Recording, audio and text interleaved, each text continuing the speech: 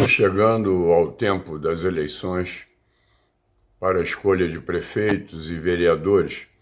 E no caso específico do Rio de Janeiro, talvez o povo vá votar para escolher um novo governador, se a justiça for suficientemente célere, rápida, para tirar do posto o atual governador Witzel, implicado até o fundo da alma nos malfeitos da pandemia.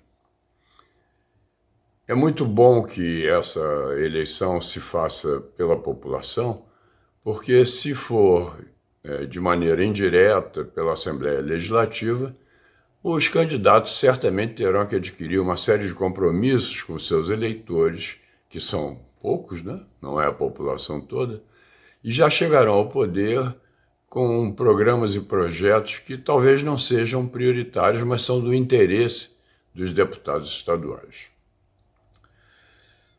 Com a aproximação das eleições, eu começo a ouvir comentários sobre candidatos, sobre preferências, etc. E mais de uma vez ouvi a expressão: ele rouba, mas faz. Meus amigos, não há maior equívoco do que esse tipo de raciocínio.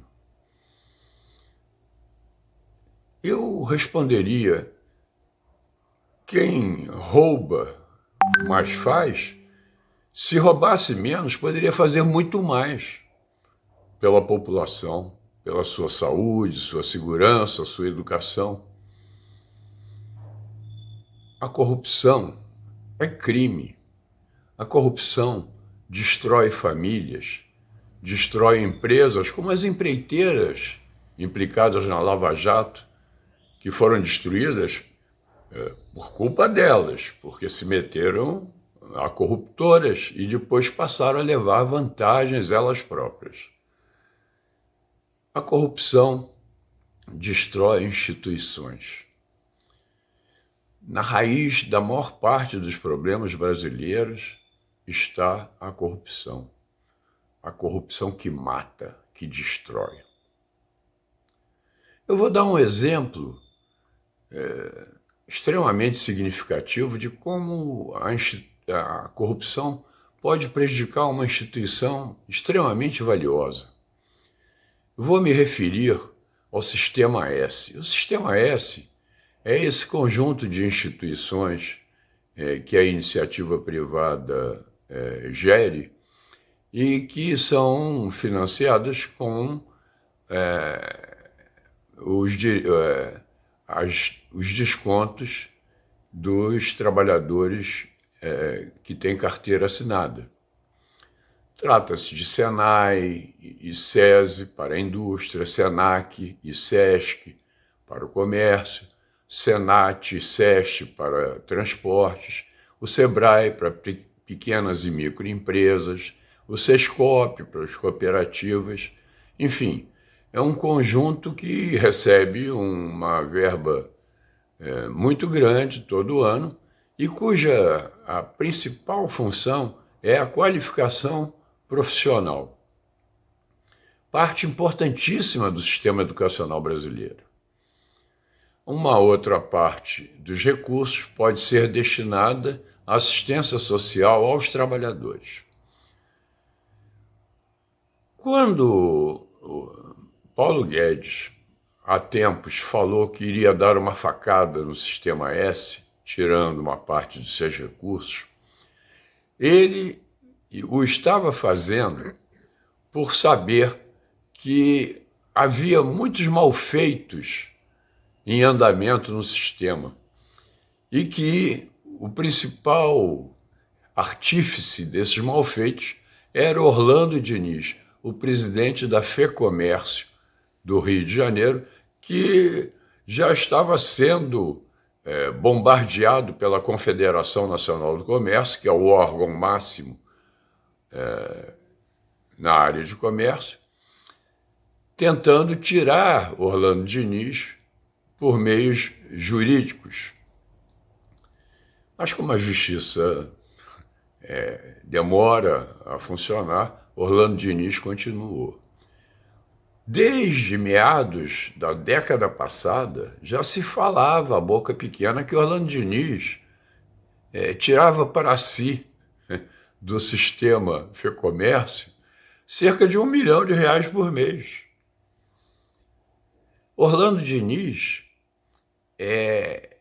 chegou num determinado ano, por força de autopromoção, de patrocínios indevidos, de obras suntuárias, chegou a gastar com marketing 83% do que gastava com a atividade fim do SENAC, que é o treinamento profissional, extremamente importante para o setor de serviços no Brasil.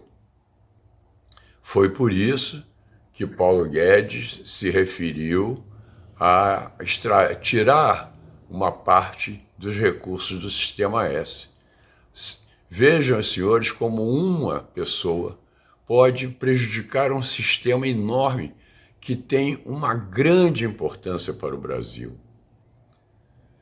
Vocês todos sabem que os jovens brasileiros que fazem educação geral e que aos 15 ou 16 anos são testados pelo PISA, como é feito em outros 60 países, os nossos estudantes obtêm os piores resultados.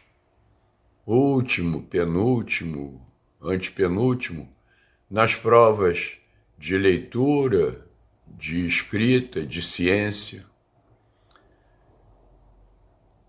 Mas no que diz respeito à qualificação profissional, muito ao contrário, o Brasil se sobressai sempre na competição mundial que se chama World Skills. O Brasil já foi, entre todas as nações, primeiro colocado nessa competição que ocorre de 3 em 3 anos, eu creio.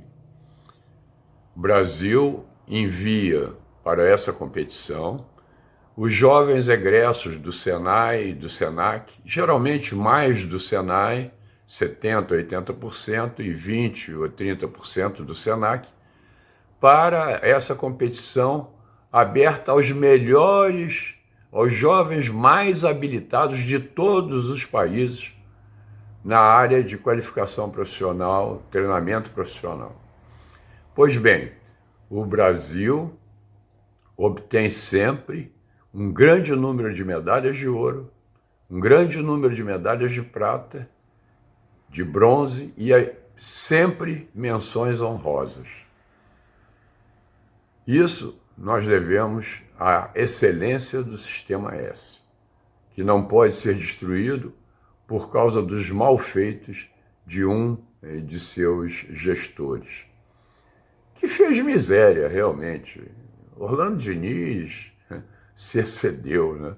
Foi ele que pagou aquelas palestras sobre o nada, a Merval Pereira, que ganhou R$370 mil, Cristiana Lobo, Flávia de Oliveira e aquele Dani, que falava sobre o sistema financeiro, pagou para que eles calassem o bico a respeito dos malfeitos que estavam ocorrendo na Fecomércio.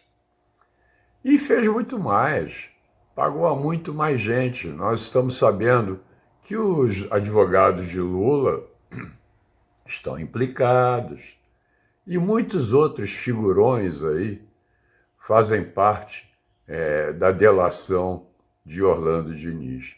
Mas isso não deve incriminar o Sistema S como um todo. Vocês se lembram que na década passada houve um apagão de mão de obra no Brasil? E que isso nos prejudicou, desindustrializou o Brasil, criou uma série de problemas? Pois bem, naquele período, o Brasil só conseguiu manter alguma atividade com boa produtividade graças ao Sistema S, que substituiu o Ministério do Trabalho e as secretarias estaduais de trabalho na função de qualificar trabalhadores. Porque para financiar o abono salarial, que era uma medida e é uma medida demagógica que não atende a nenhuma política social, o CODEFAT, que administrava o Fundo de Amparo ao Trabalhador, tirou dinheiro da qualificação profissional para pagar esse abono salarial e distribuir dinheiro e conquistar a graça dos sindicatos. O CODEFAT já era uma instituição totalmente dominada pelas esquerdas e pelos sindicatos desse mesmo teor ideológico. Portanto, meus amigos, esqueçam esse rouba mais faz. O rouba destrói, o rouba corrói o país. Já que falei em educação, quero abordar levemente o seguinte assunto. As universidades brasileiras, já no ano passado, no ano retrasado, dos 9 milhões de estudantes, 2 milhões e meio quase já estavam na educação à distância e os outros na educação presencial.